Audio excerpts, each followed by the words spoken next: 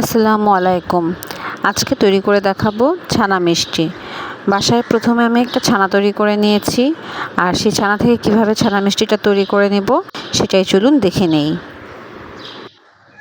ছানা তৈরি করে নেওয়ার জন্য কিন্তু ফুল ক্রিম দুধটাই প্রয়োজন হয়, আর মিষ্টির জন্য ছানাটাকে আমি তৈরি করে নিয়েছি বাসায়ই। এখন আমি খুব ভালো করে ছানাটাকে মথে নিচ্ছি। প্রথম দিকে ছানাটা বেশ ঝরঝরা থাকবে। যখন এটাকে মাখিয়ে নিতে থাকবো দেখা যাবে যে দূরে দূরে ছিটে ছিটে যাচ্ছে কিছু কিছু অংশ। এগুলোকে টেনে এনে ভালো করে আস্তে আস্তে চেপে চেপে ছানাটাকে মথে নিতে হবে। ছানা তৈরি করার পদ্ধতিটা আমার এই চ্যানেলেই আছে, আমি ডেসক্রিপশন বক্সে লিংক দিয়ে নিব, চাইলে দেখে নিতে পারেন। অনেকে এখানে সুজি অথবা ময়দা ব্যবহার করতে পারেন এবং সেটা ব্যবহার করা যায়ও। তবে আজ আমি যে ছানা মিষ্টিটা তৈরি করছি এখানে আমি শুধুই ছানা আর দুধ ব্যবহার করব, কোনো ময়দা অথবা সুজি ব্যবহার করব না। সম্পূর্ণ ছানাটাকে আমি পুরো 5 মিনিটের মতন মাখানোর পর এরকম একটা টেক্সচার আসছে। এখন কিন্তু আর ছানাটা ঝরঝরে নেই। চুলায় আমি পাত্র বসিয়ে দিলাম, আর এখানে আমি 2 কাপ জাল করা দুধ দিয়ে দিলাম।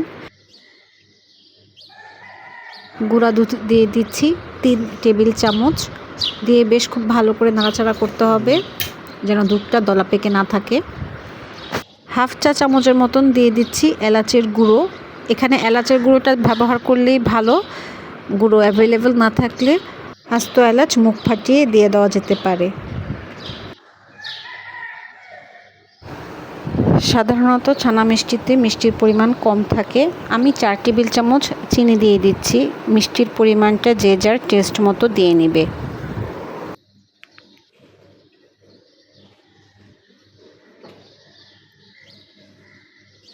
যে কোনো রকমের ডেজার্ট রান্না করাটাই খুব ধৈর্যের ব্যাপার এবং সময় নিয়ে রান্না করতে হয়।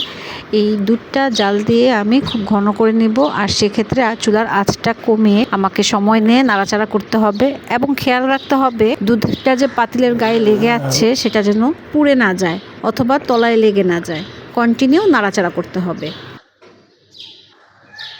ভিডিওটির এই পর্যন্ত দেখে থাকলে ভালো লাগলে লাইক দিয়ে পাশে থাকবেন। ফেসবুক থেকে আমার ভিডিওটি দেখে থাকলে পেজটাতে লাইক দিবেন, ফলো দিবেন। ইউটিউব থেকে ভিডিওটি দেখে থাকলে সাবস্ক্রাইব করে পাশে থাকবেন।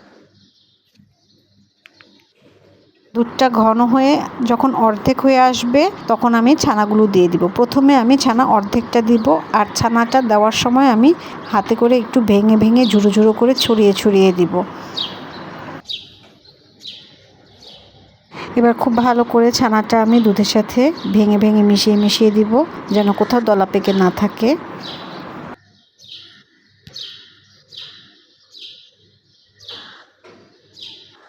অর্ধেকটা ছানা ভালো করে দুধের সাথে মিশে যাওয়ার পর এখন আমি বাকি অর্ধেকটা ছানা দিয়ে দিচ্ছি এবং এই ছানাটাও আমি বেশ ভালো করে ভেঙে ভেঙে মিশিয়ে নিচ্ছি। এখন কিন্তু আর নাড়াচাড়া একেবারেই বন্ধ করা যাবে না এবং চুলার আঁচটা একেবারেই লো করে নিতে হবে, যেহেতু মিশ্রণটা খুবই ঘন হয়ে এসেছে। এখন আমি এখানে দিয়ে দিচ্ছি আরও 2 টেবিল চামচ গুঁড়ো দুধ।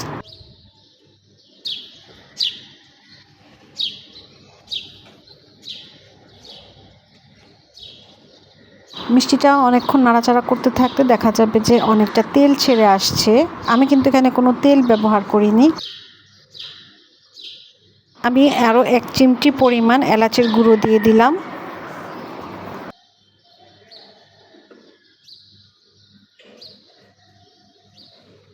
যখন দেখব কড়াই থেকে ছেড়ে ছেড়ে আসছে ছানাটা তখন মনে করব এটা হয়ে গিয়েছে। তবে খেয়াল রাখতে হবে যেন ওভারকুক হয়ে না যায়। ওভারকুক হয়ে গেলে এটা ঝরঝরা হয়ে যাবে।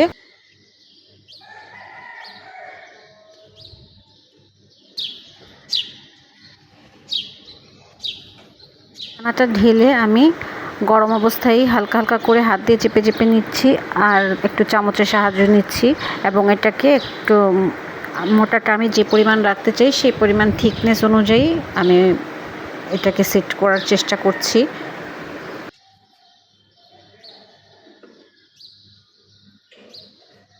সেট করার পর নর্মাল রুম টেম্পারেচারেই রেখে দিব, আর যে যার ইচ্ছা মতন এটাকে শেপ করে নিতে পারে, কেউ বরফির মতো, কেউ চারকোনা করে।